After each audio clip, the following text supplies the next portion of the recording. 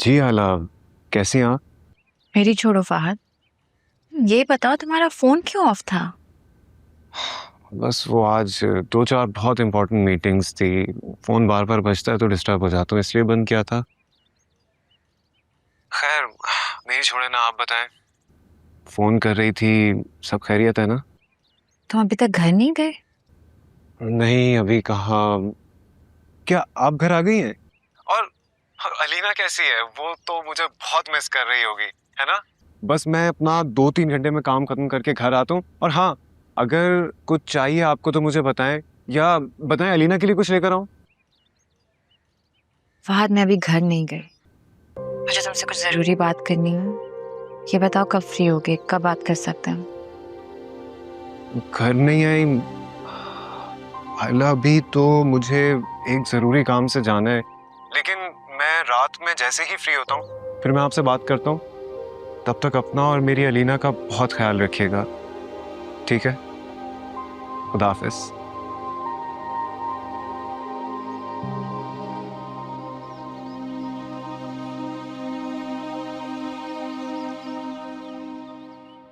मुझे तो अस्मा के रवैये से साफ लग रहा था वो अब जिनिया के रिश्ते में रुकावट जरूर डालेंगी। ये सब तुम्हारा वहम है। उस्मान इतना बेवकूफ नहीं है, वो हमारी कंडीशन को समझता है। और वैसे भी जीनिया और फहद का रिश्ता किसी भी तरह आयला और साहद के रिश्ते से मशरूत नहीं था। ये बातें उस वक्त तक सही लगती हैं जब तक ताल्लुकात अच्छे रहे।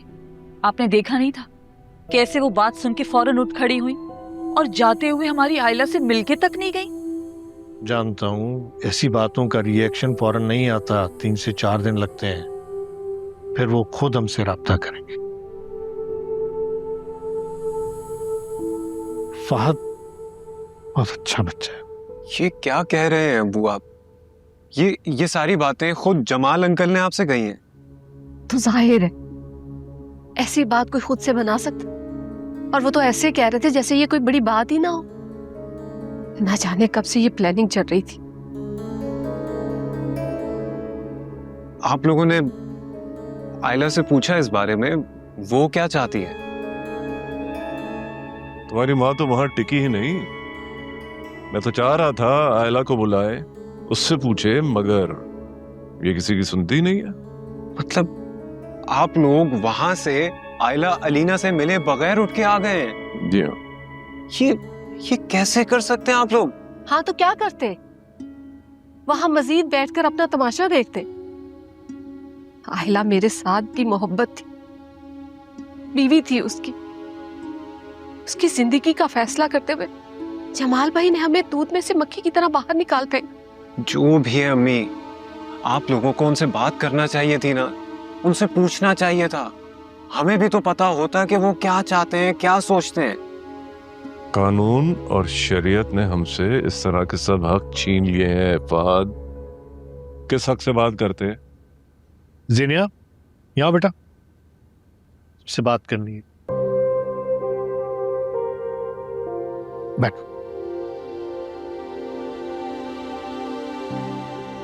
जी बेटा एक बात बताओ, उस्मान से आज जो मैंने बात की वो तुम्हारे ख्याल में सही थी या गलत?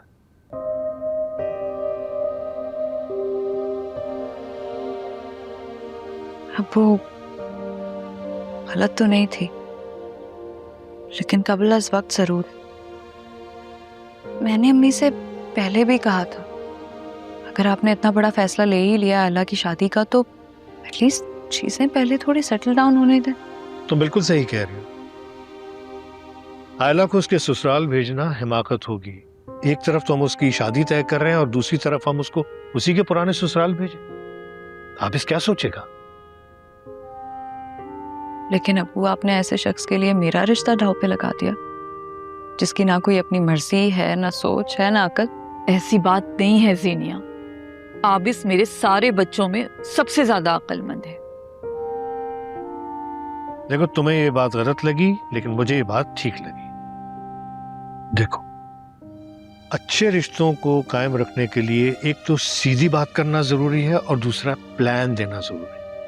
मैंने अपनी प्लानिंग उनको बता दी है और आगे का लाया अमल अब उन्होंने तैयार करना है। आप देखें ना कि ये सब कुछ इस तरह इतना अचानक ये कैसे हो सकता है? आप लोगों के लिए अनयूजुअल नहीं है क्या? मुझे तो नहीं समझ में आ रहा ये सब।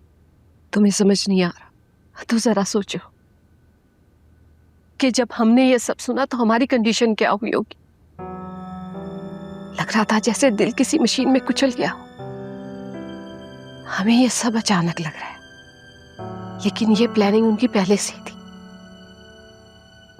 आयला भी तो राजी हुई होगी ना, तभी तो ये रिश्ता तय हुआ होगा। और हम यहाँ साथ के गम में बेवकूफ बनते रहे।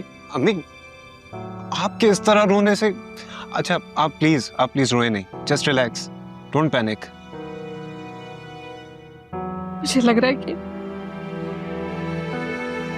एक बार फिर मेरा साथ मुझसे बिछड़ गया। सारा घर, सारी दुनिया, सब कुछ मुझे खाली लग रहा है, खाली लग रहा है मुझे। अच्छा, जस्ट रिलैक्स, डोंट वरी। आप परेशान नहीं हो, इस बात का कोई हल निकालते हैं, सोचते हैं कुछ। आपको लगता है ऐसा करने से आगे चलकर सब कुछ ठीक हो जाएगा? हाँ, क्यों नहीं। ठीक है बेटा, तुम्हारी अगर उससे बात हो जाती है तो वेल एंड गुड। लेकिन अगर किसी वजह से तुम्हारी उससे बात नहीं हो पाती तो फिर मैं उससे अपने तरीके से कायल कर लूंगा। तुम बिल्कुल परेशान मत हो। जाओ, तुम जाके आराम करो। Good girl.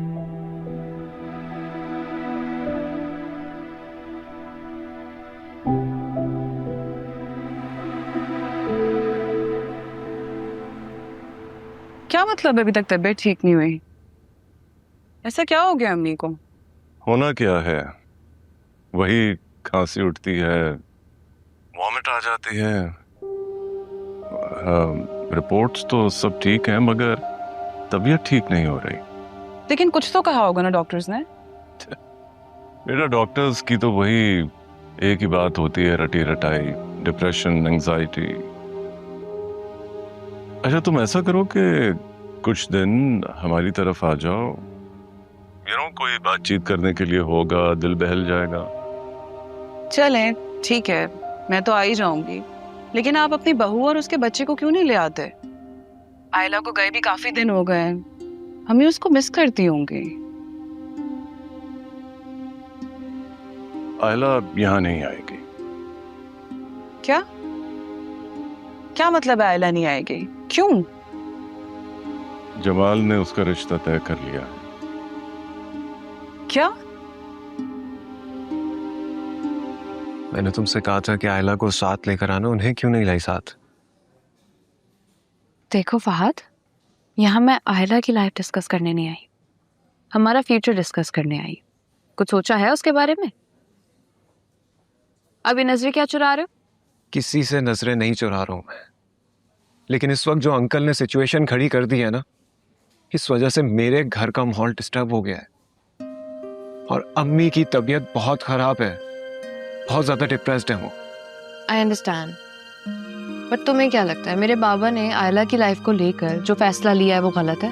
तुम ठीक कह रही हो, लेकिन हर चीज का एक तरीका कार होता है। अंकल आंटी को एटलीस्ट इतना तो समझना चाहिए था। साथ के जाने का दुख हमारे लिए बहुत बड़ा है। तो तुम्हें क्या लगता है हमारे लिए नहीं है? बिल्कुल है, और मैं इस बात से डिनाई नहीं कर रहा हूं। मैं जानता हूं कि तुम लोगों के लिए भी ये एक बहुत बड़ा शौक है, लेकिन तुम लोग इससे फिर भी बाहर आ गए हो। और मानता हूं कि आयला को भी अपनी जिंदगी शुरू करने का पूरा राइट है, लेकिन जीनिया ये सब। Stop. I don't want to discuss Ayla's life here anymore. So I think I should better leave. Jeenia wait, बैठ जाओ।